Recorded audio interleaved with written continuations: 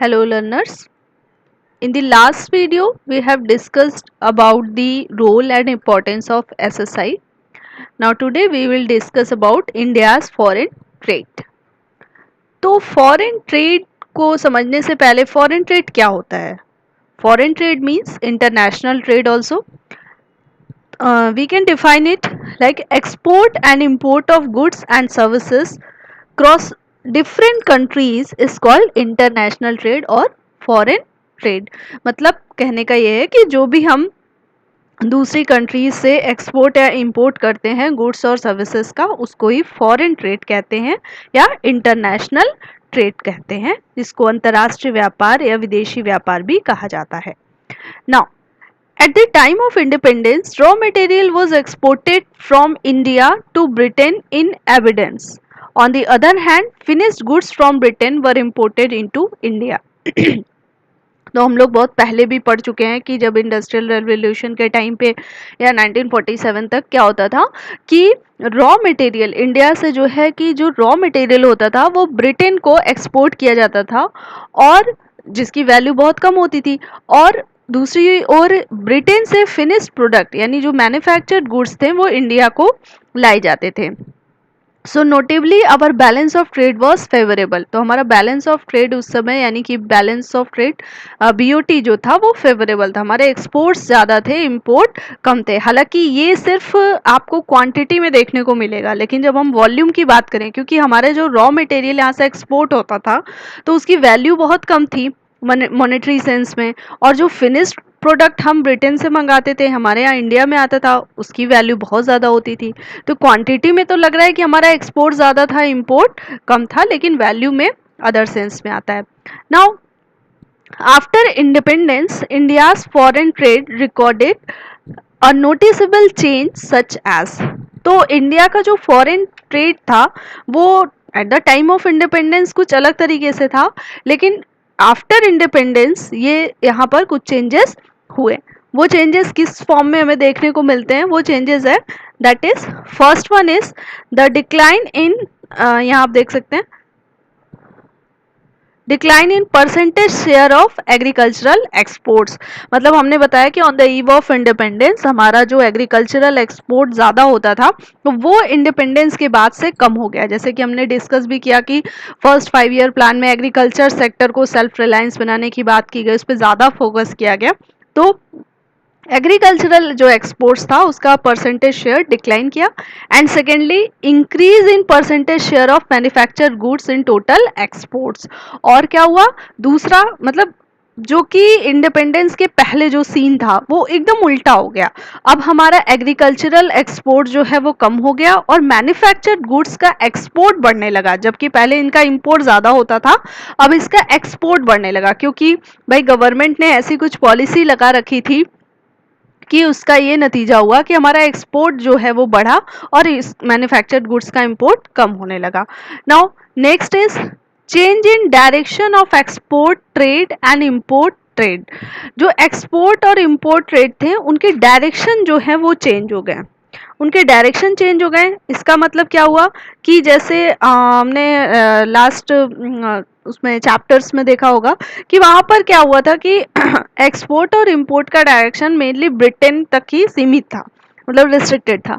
तो अब वो डायरेक्शन जो है वर्ल्ड वाइड फैल गया, मतलब हम जो है हमारा विदेशी जो व्यापार था वो बाकी सारी कंट्रीज से होने लगा. Now next is decline of Britain as main trading partner. जो मैंने अभी डिस्कस किया ऊपर पॉइंट में भी कि ब्रिटेन जो कि हमारा मेन ट्रेडिंग पार्टनर था 1947 तक, जो इंडिया था हम जानते हैं as a colony of Britain था. तो ब्रिटेन जो है हमारा ट्रेडिंग पार्टनर था, ब्रिटेन ही हमारे ट्रेड को मोनोपोली कंट्रोल था फॉरेन ट्रेड पे. तो ब्रिटेन जो है वो मेन ट्रेडिंग पार्टनर के जैसे उसका रोल अब जो है कम होने लगा. तो this were the noticeable changes after the independence. Now next very important topic that is trade policy. Trade policy क्या थी? अब हम बात करें, जैसे कि हमने लास्ट उसमें भी डिस्कस किया लास्ट वीडियो में कि इंडस्ट्री में हमने भाई सेकेंड 5 ईयर प्लान के बाद से गवर्नमेंट ने काफ़ी सारे मतलब प्लान्स बनाए और उनकी स्ट्रैटेजी ये थी कि ज़्यादा से ज़्यादा इंडस्ट्रियलाइजेशन को प्रमोट करना है। तो उसमें उन्होंने एक ट्रेड पॉलिसी अपनाई, that trade policy was known as the import substitution policy, और we can also say the inward looking trade strategy. तो जो फर्स्ट 7 5 ईयर प्लान्स बने इंडिया के, मतलब पहली से लेके 7वीं पंचवर्षीय योजना तक इंडिया में ये जो ट्रेड अपनाया गया, मतलब आप 1950 से लेके 1990 तक के एरा को देख सकते हैं। तो वहां तक हम किस ट्रेड पॉलिसी पे रिलाई कर रहे थे? हम इनवर्ड लुकिंग ट्रेड स्ट्रैटेजी पे रिलाई कर रहे थे। अब ये इनवर्ड लुकिंग ट्रेड स्ट्रैटेजी क्या है? इसको टेक्निकली जो है इंपोर्ट सब्स्टिट्यूशन स्ट्रैटेजी भी कहा जाता है।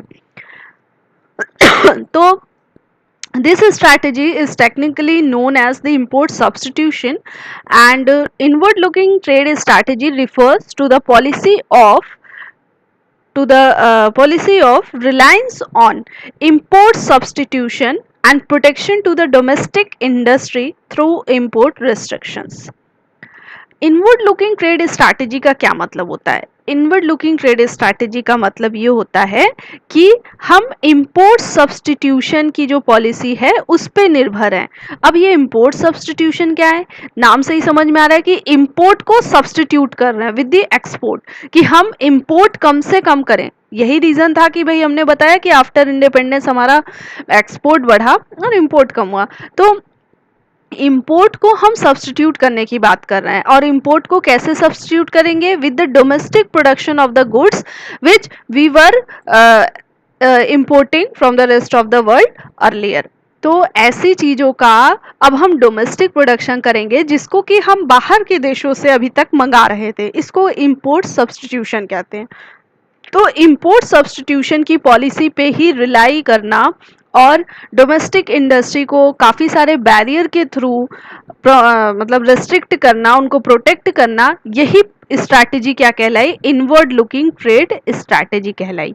ठीक है, तो इंपोर्ट सब्स्टिट्यूशन, फिर अगेन आई एम रिपीटिंग कि इंपोर्ट सब्स्टिट्यूशन के थ्रू या फिर डोमेस्टिक इंडस्ट्री को इंपोर्ट रेस्ट्रिक्शंस के थ्रू मतलब प्रोटेक्ट करना, ये पॉलिसी ही इनवर्ड लुकिंग ट्रेड स्ट्रैटेजी कहलाई। मतलब ऐसी ट्रेड स्ट्रैटेजी हम अपना रहे हैं जो हम अपने कंट्री की जो डोमेस्टिक बाउंड्री है उसके भीतर ही हम उसको ज़्यादा से ज़्यादा डेवलप करें।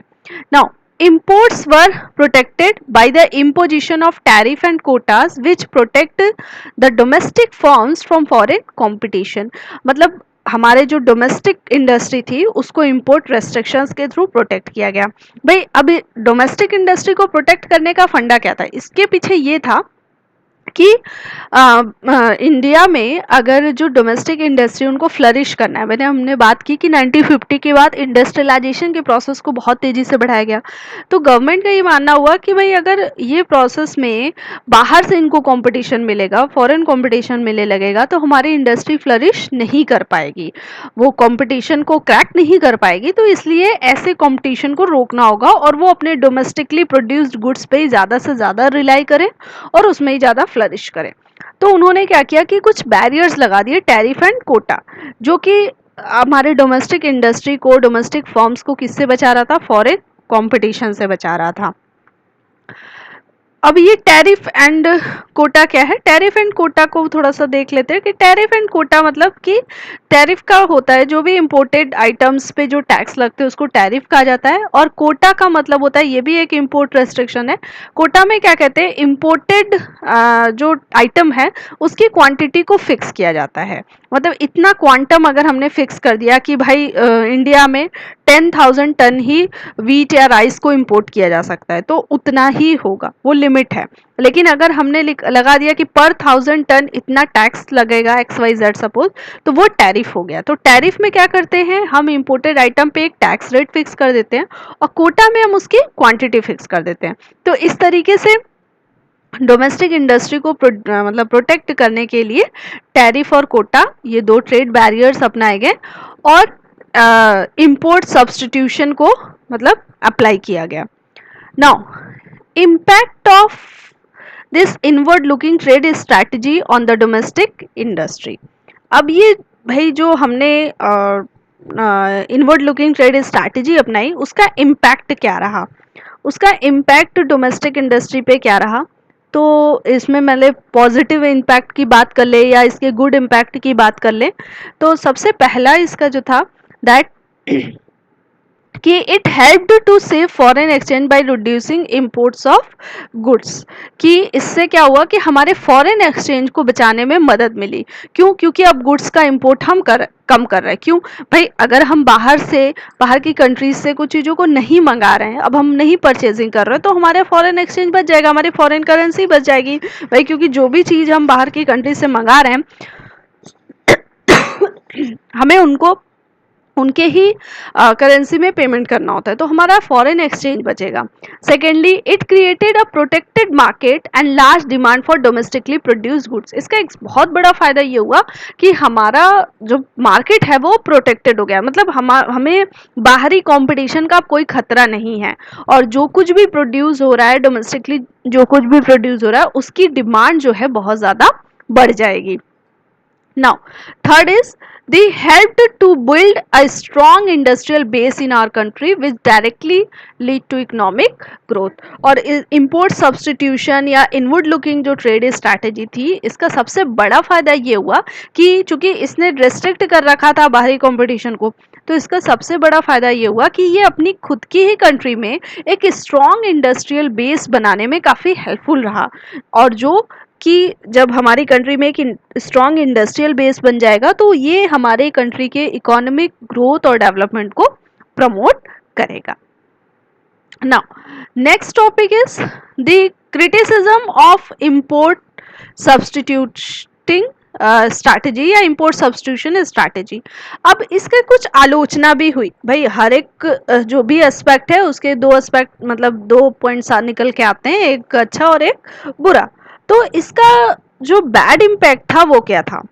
बैड इम्पैक्ट इसका ये हुआ कि it did not lead to growth, कि हमने तो पहले बात किया कि एक स्ट्रॉन्ग इंडस्ट्रियल बेस बनाएगा और ये जो है कि ग्रोथ को फैसिलिटेट करेगा, लेकिन अगर सही मायने में देखा जाए तो it did not lead to growth. इससे ग्रोथ हमारा तेजी से नहीं बढ़ा, क्योंकि हमारे पास कैपिटल की कमी, टेक्नोलॉजी की कमी, जिसकी वजह से हमारा जो इंडस्ट्रियल प्रोडक्शन था, जीडीपी में उसका जो कंट्रीब्यूशन था वो बहुत ज़्यादा इंक्रीज नहीं हो पाया।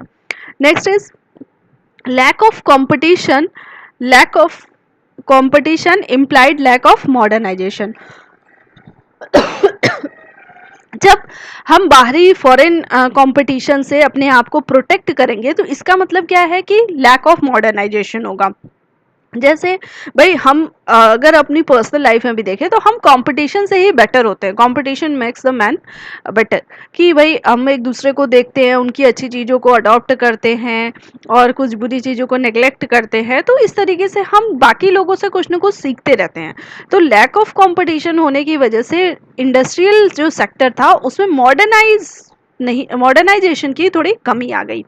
Now growth of inefficient public monopolies, अभी हमने डिस्कस किया इंडस्ट्री वाले वीडियो में, मतलब टॉपिक में, कि 1950 से लेके 1990 तक इंडस्ट्रियल डेवलपमेंट में पब्लिक सेक्टर के रोल को बहुत ज़्यादा इम्फसाइज किया गया। तो और जैसा कि हम जानते हैं कि गवर्नमेंट सेक्टर जो है ज़्यादातर करप्शन और इनएफिशिएंसी का एक को ज़्यादा शो करता है, ज़्यादा लीड करता है। तो इससे क्या होने लगा कि जो पब्लिक मोनोपोलीज थी उनकी इनएफिशिएंट जो पब्लिक मोनोपोलीज थी उनकी ग्रोथ ज़्यादा हुई।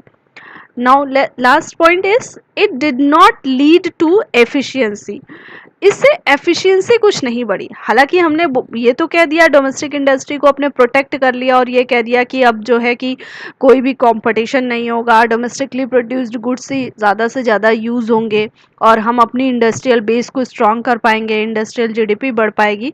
लेकिन इस तरीके का मतलब जिस कह सकते हो कि थिंकिंग को लेकर हमने इस स्ट्रैटेजी को अपनाया, ये इतना कारगर साबित नहीं हो पाया और it did not lead to efficiency, इसने ज़्यादा एफिशिएंसी को लीड नहीं किया। Thank you.